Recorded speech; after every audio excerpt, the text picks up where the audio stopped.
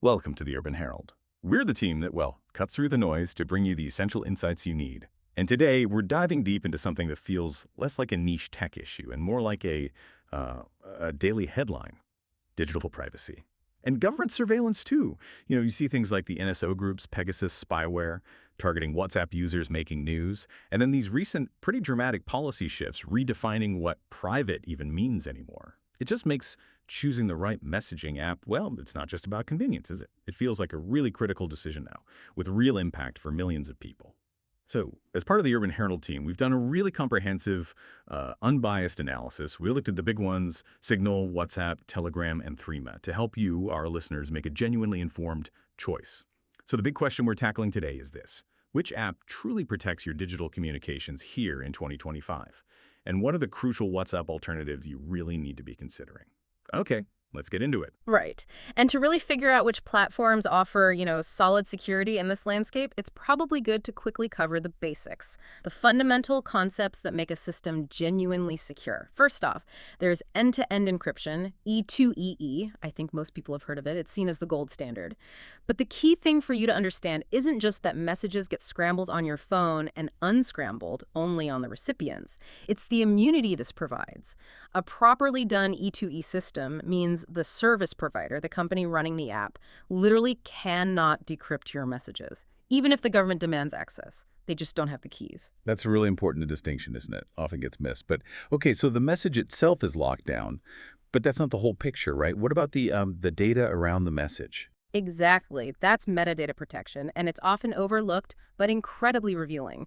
Metadata isn't what you said, but it's who you talked to, when, how often, what device you used, maybe even your location. And this stuff, it seems kind of harmless, but it can paint an extraordinarily detailed picture of your life, your relationships, business stuff, political leanings. Honestly, government agencies often find this metadata more valuable than the message content itself because it maps out who knows who talks to who. So the most privacy-focused apps, they work really hard to minimize this data collection, keep it to the absolute minimum needed to function. Okay, so it's not just about what an app claims to do, but how we can actually check those claims. Precisely. And that leads us to open source transparency versus proprietary security. Look, when an app's code is open source, it means it's public. Anyone can look at it. Security researchers, cryptographers, just curious developers. They can all scrutinize the code for weaknesses, for backdoors, for subtle flaws. It's that idea of many eyes make all bugs shallow. Problems get found and fixed faster. But, and this is important, real transparency means both the app on your phone, the client, and the code running on their servers should be open source. And beyond looking at the code itself, what about sort of external stamps of approval? Yeah, that's where independent security audits and certifications are crucial. You want to see reputable third-party security firms digging into the app's security, its architecture. And critically, they need to publish their findings publicly. That gives you external validation, tells you about potential weaknesses. And lastly, always think about server-side data storage. How much data does the app keep on its servers?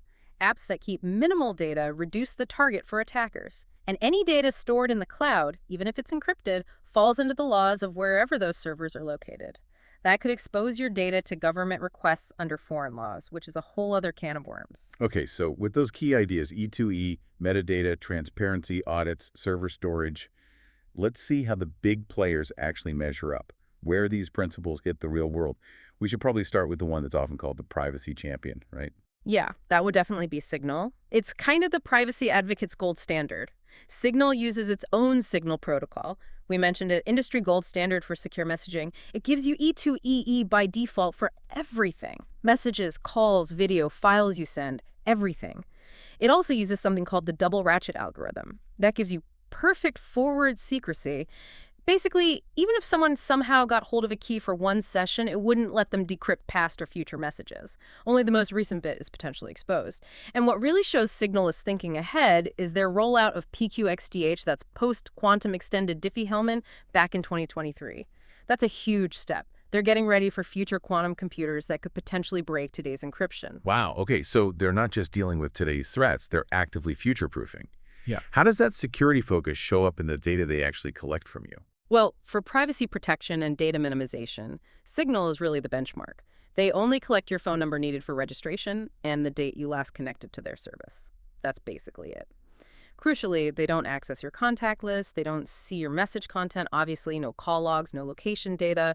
Their nonprofit status plays a big role here. No profit motive means no incentive to hoover up user data for ads or anything else. And in terms of transparency and audits, Signal's fully open source client and server code, plus they consistently get positive independent security audits. It really backs up their claims. So if they get a subpoena, they can only hand over that tiny bit of metadata phone number, last connect date.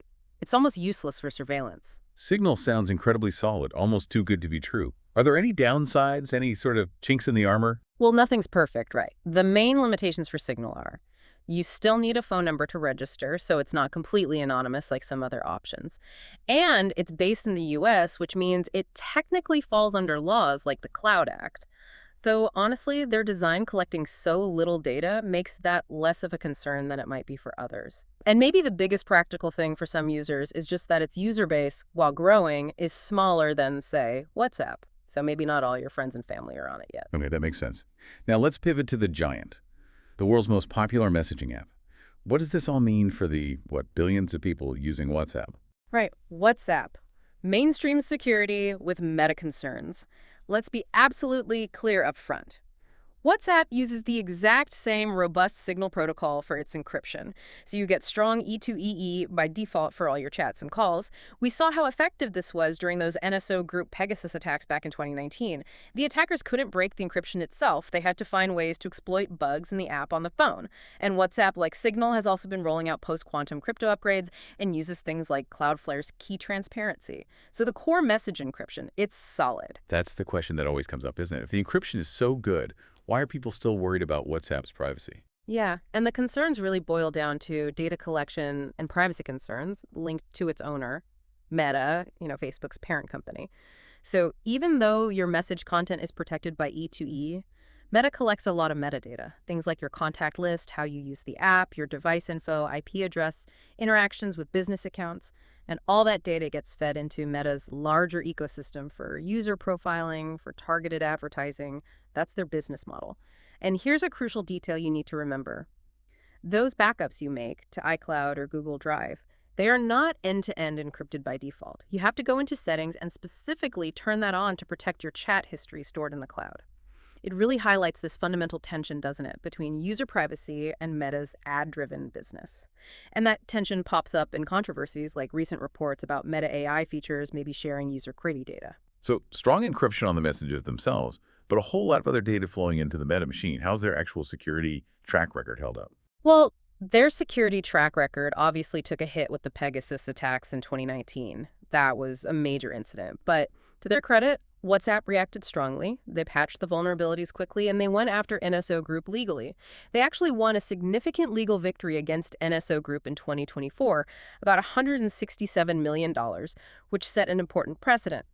As for government compliance, WhatsApp generally complies with legal requests for data, but they can only provide the metadata they have. They always protect the encrypted message content because, well, they can't decrypt it anyway. Okay, let's shift gears now to Telegram. It's really popular, known for its features, but the security story seems, more complicated. It is. Telegram, feature-rich platform with security trade-offs. And this is a really critical point for anyone using it or thinking about it. Regular, standard Telegram chats are not end-to-end encrypted by default. Not by default. No. Telegram holds the decryption keys for those standard chats.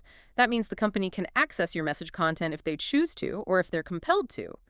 E2E only applies if you specifically start a secret chat, which is a separate option.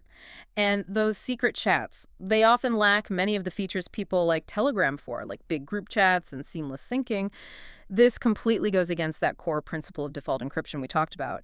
It's a major privacy red flag for many experts. So a lot of users might think all their chats are private when actually most probably aren't, unless they specifically choose secret chat. What about the encryption they do use? Is it any good? Well, that's another point of contention.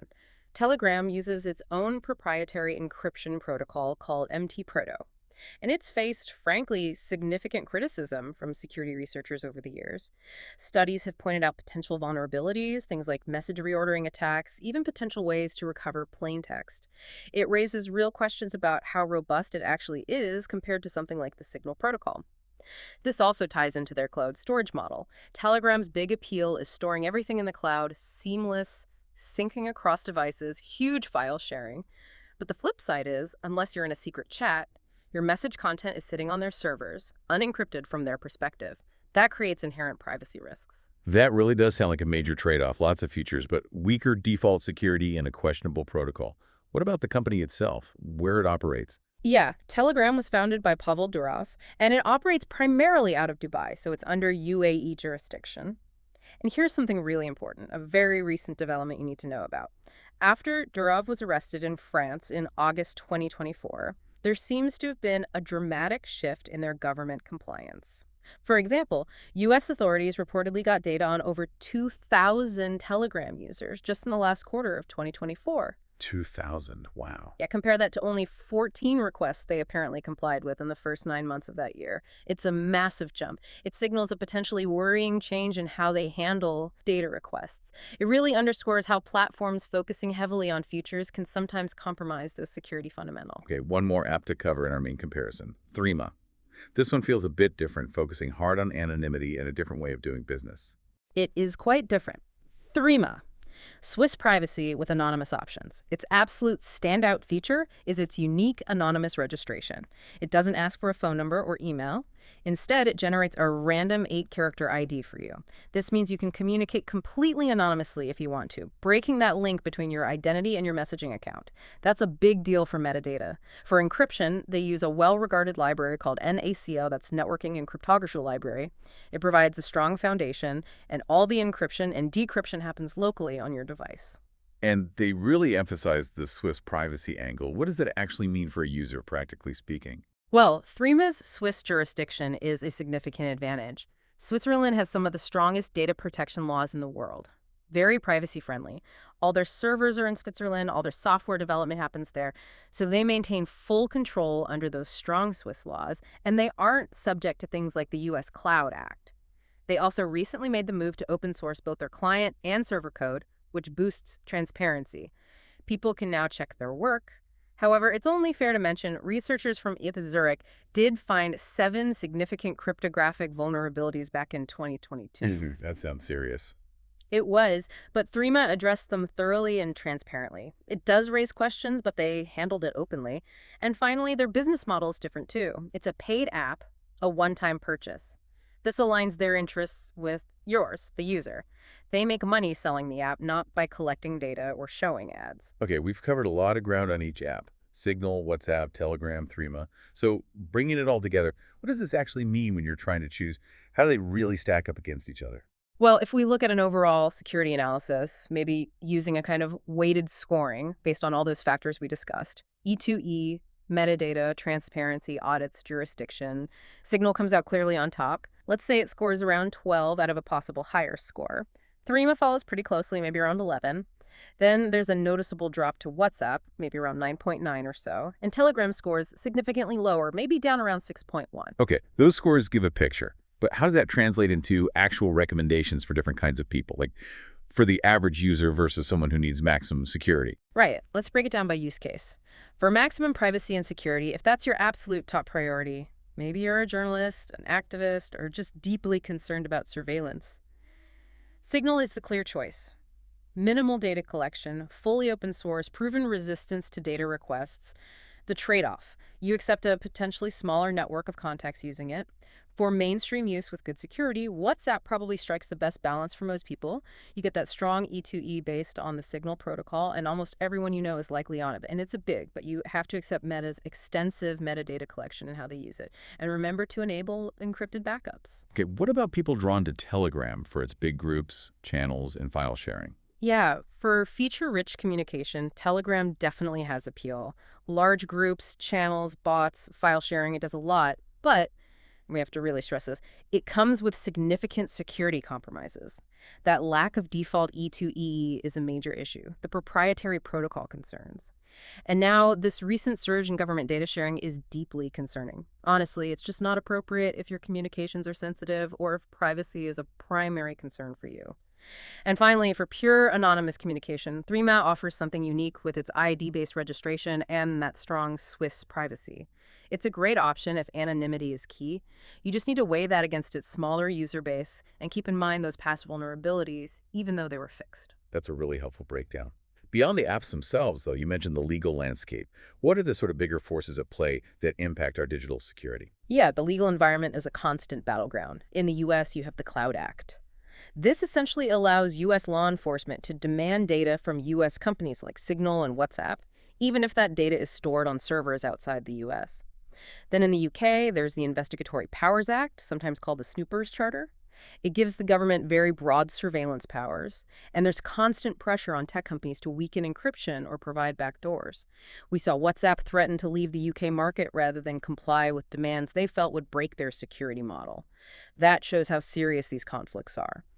On the flip side, you have regulations like the EU's GDPR, which sets a high bar for data protection and privacy. It aligns much better with apps like Signal and Threema and influences standards globally. And looking even further out, there's this almost sci-fi sounding threat looming: quantum computing. Right, the quantum computing challenge. It sounds futuristic, but it's a very real, long-term threat. The concern is that powerful quantum computers, using specific algorithms like Shor's algorithm, could eventually break the types of public key encryption we rely on today, things like elliptic curve cryptography and RSA. We're talking maybe in 10, 15, 20 years. This creates what's called the harvest now, decrypt later problem. Adversaries could be recording encrypted communications today and just storing them, waiting for the day they have a quantum computer powerful enough to break the encryption and read them. Scary stuff. The good news is that the leading platforms are already working on post-quantum cryptography, PQC. Signal, as we said, deployed PQXDH back in 2023. WhatsApp is actively rolling out its PQC upgrades. Apple's iMessage has its PQ3 protocol, which they claim is the strongest protection deployed at scale. But crucially, as of now, Telegram and Threema have not yet implemented post-quantum cryptography. That's a gap that could leave their users exposed to this future threat. Wow. It really drives home that this isn't a static picture. There's so much to weigh up. It seems the best choice really does depend on your personal threat model, what you need an app for, how much privacy you demand versus convenience or network size. But those core principles, they seem constant, don't they? End-to-end encryption by default, minimal data collection, transparency in how things work backed by audits, and maybe critically, governance structures like be nonprofit or paid that put your privacy first, not commercial interests. It really feels like something you, the listener, need to revisit regularly. Keep an eye on how your chosen app evolves, because this landscape changes so fast. And maybe a final thought to leave people with. Looking ahead, how is the rise of AI within these messaging apps going to change things? Will it enhance security, create new privacy nightmares? And what kind of regulatory fights are coming down the line? Lots to think about. Absolutely. Well, thank you for joining us on this pretty deep dive into digital privacy and messaging. This has been a deep dive from the Urban Herald. We'll be back soon with more essential insights for your urban life and beyond.